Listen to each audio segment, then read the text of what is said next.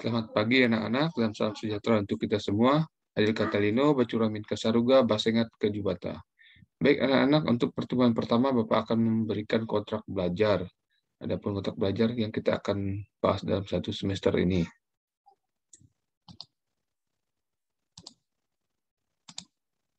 Ya, pengembangan kompetensi dasar sejarah Indonesia pada kondisi khusus, yaitu pada kondisi COVID-19 ini, anak-anak akan mempelajari materi tentang 3.1 ini adalah kode pengetahuan, 4.1 adalah keterampilan. Jadi, kode 3.1 menganalisis upaya bangsa Indonesia dalam menghadapi ancaman disintegrasi bangsa ya.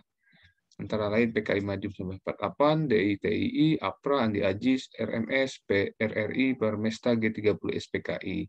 Ya, ini 4.1 keterampilannya merekonstruksi upaya bangsa Indonesia dalam menghadapi ancaman disintegrasi bangsa, antara lain PKI Madiun 1948, DITII, APRA, Andi Ajis, RMS, PRRI, Permesta, G30 SPKI, dan menyajikan dalam bentuk cerita sejarah. Ya, untuk ruang lingkup materinya, upaya bangsa Indonesia menghadapi ancaman disintegrasi, yaitu PKI Madiun, DITII, APRA, Andi Ajis, RMS, PRRI, G30 SPKI, dan tokoh-tokoh nasional dalam lokal mempertahankan keutuhan NKRI.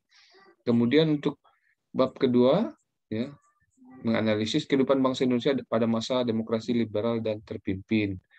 Adapun materinya, kehidupan pada masa demokrasi liberal dan terpimpin, kebijakan politik, ekonomi, iptek dalam pemerintahan demokrasi liberal, dampak demokrasi liberal dalam kehidupan bangsa Indonesia, kebijakan politik ekonomi, dan iptek dalam pemerintahan demokrasi terpimpin 1959 sampai 1965, dan dampak demokrasi terpimpin dalam kehidupan bangsa Indonesia, peran pemuda dan mahasiswa. Ya, adapun kita akan bahas yang pertama adalah untuk bab 1, ya, upaya bangsa Indonesia menghadapi ancaman disintegrasi.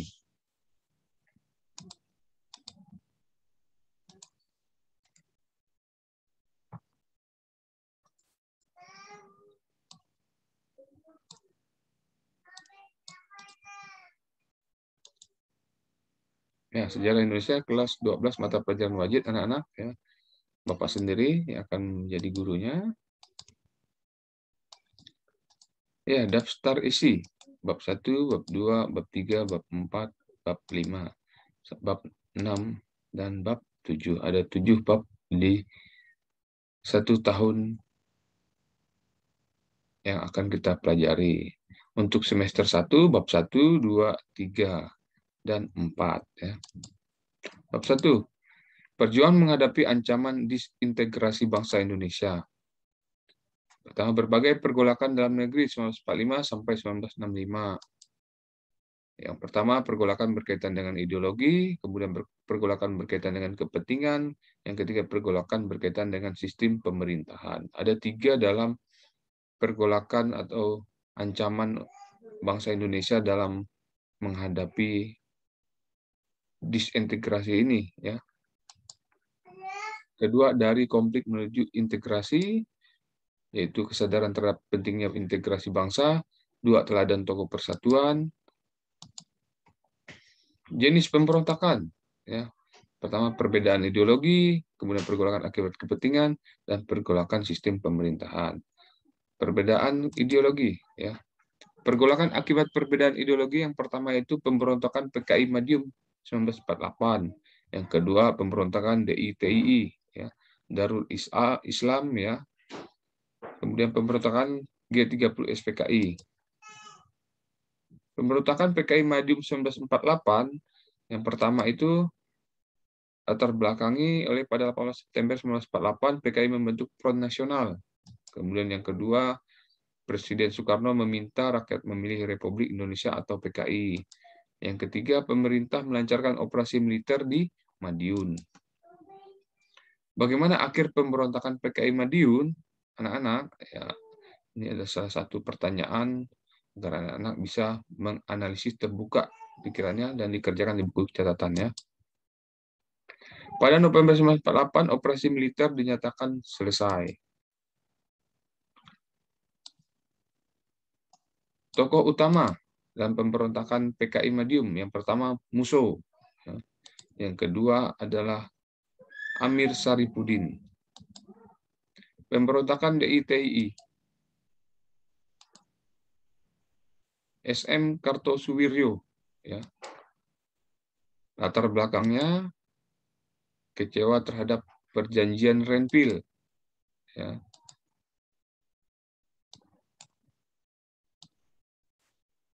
Pada tanggal 7 Agustus 1949 membentuk Gerakan Darul Islam dan Tentara Islam Indonesia di Tasikmalaya, Jawa Barat.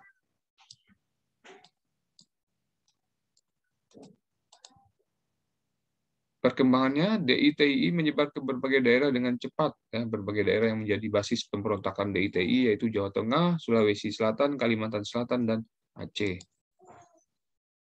Penumpasan. Ya, untuk menumpas pemberontakan DITII, pemerintah melakukan sejumlah operasi militer dan cara damai. Pemberontakan G30 SPKI.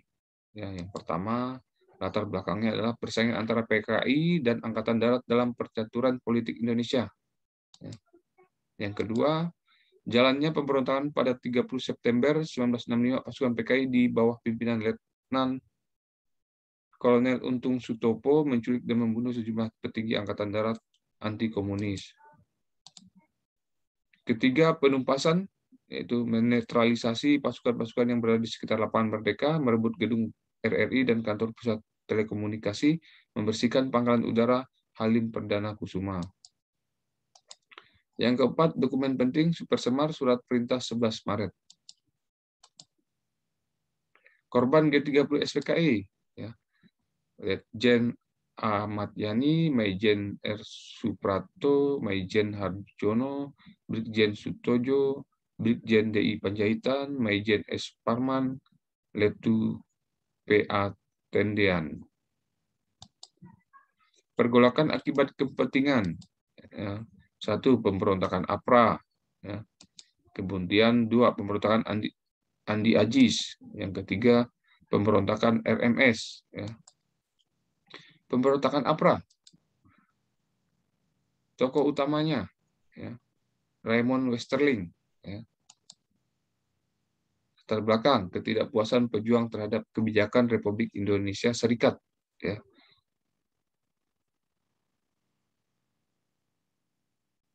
Ini APRA ini angkatan perang, ya, angkatan perang.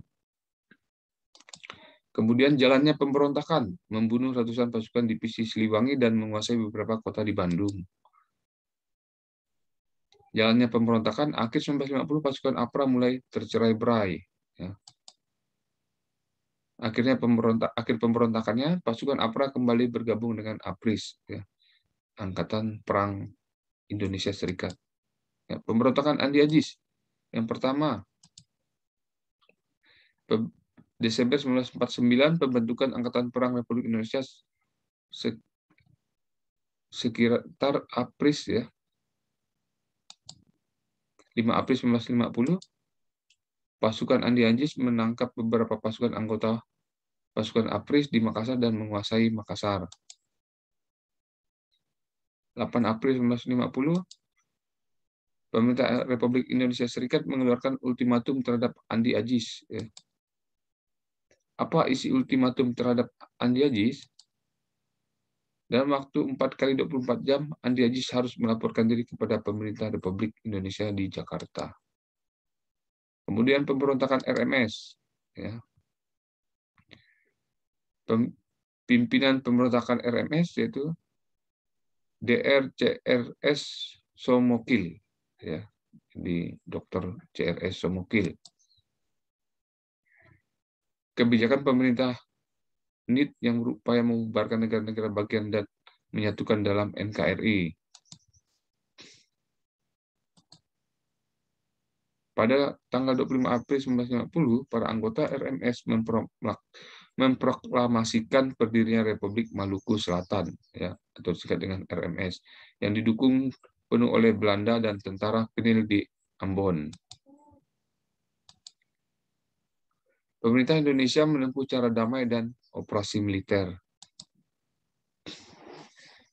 Pergolakan sistem pemerintahan, ya, dibagi menjadi pemberontakan PRRI, ya, kemudian pemberontakan Permesta, kemudian Persoalan Negara Federal, dan BFO. Pemberontakan PRRI, yang pertama, Latar belakangnya adanya kecemburuan pemerintah di daerah terhadap pemerintah pusat. Ya. Jadi yang dibangun itu kebanyakan pemerintah pusat. Jadi terjadi kecemburuan pemerintah daerah. Timbullah prosesnya. Ya. Bagaimana prosesnya pemberontakan PRRI ini? Munculnya beberapa dewan daerah seperti Dewan Banteng, Dewan Gajah, Dewan Garuda, dan Dewan Mangguni. Ya. Penumpasan. Pemerintah melakukan operasi militer seperti Operasi Tegas, Operasi 17 Agustus, Operasi Sadar, dan Operasi Merdeka. Kemudian pemberontakan Permesta. Tokoh-tokoh Permesta. Ya. Tidak puas dengan pembagian alokasi biaya pembangunan dari pemerintah pusat. Ya. Pada 2 Maret 1957, PNJ Sumual memproklamasikan Piagam Perjuangan Rakyat Semesta atau Permesta di Makassar. Melancarkan operasi gabungan, yang pertama Operasi Merdeka, Letkol Rukminto Hadiningrat yang memimpinnya, kemudian Operasi Sabta Marga, ya, yang pertama dipimpin oleh Letkol Sumarsono. Ya. Pada tahun 1961, pemerintah pusat melakukan Kepres, ya, Keputusan Presiden nomor 322/1961, memberi amnesti dan abolisi bagi orang-orang yang terlibat Permesta. Persoalan negara federal dan BFO. Ya. Pembentukan negara federal berawal dari upaya PANMUK yang menegakkan kekuasaan Belanda di Indonesia. Pada Mei 1948, negara federal mengadakan pertemuan yang disebut dengan Bijeenkomst Federal Overleg, ya, BFO. Kemudian menyebabkan golongan federalis pro Belanda, ya, yang ingin mempertahankan bentuk federal. Kemudian golongan federalis atau pro republik, ya, yang ingin mempertahankan bentuk kesatuan. Golongan pro Belanda dalam perkembangannya muncul ketidakpuasan di negara-negara bagian RIS. Mereka menginginkan kembali ke bentuk NKRI. Akhirnya pada 17 Agustus 1950 RIS dibubarkan dan NKRI kembali ditegakkan.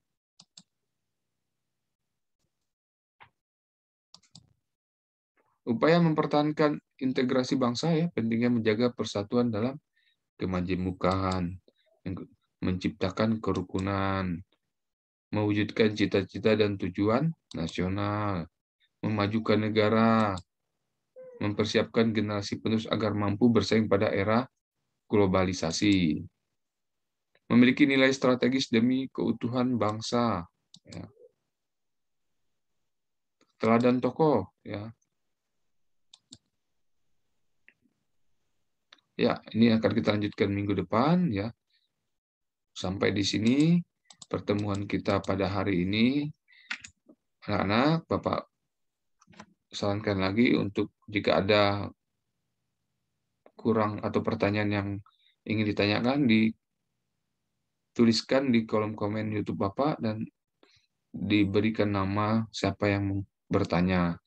Dan mungkin ini saja yang dapat Bapak sampaikan. Semoga materi yang Bapak sampaikan dapat bermanfaat bagi anak-anak, menambah wawasannya, menambah pengetahuannya, supaya kedepannya mempelajari sejarah agar bisa menjadikan pedoman untuk melanjutkan perjalanan kehidupan ini menjadi lebih baik lagi. Mungkin itu saja. Bapak akhiri, selamat pagi dan salam sejahtera untuk kita semua. Adil katalinu becuramin kesaruga basengat kejubata. Sampai jumpa di pertemuan kedua.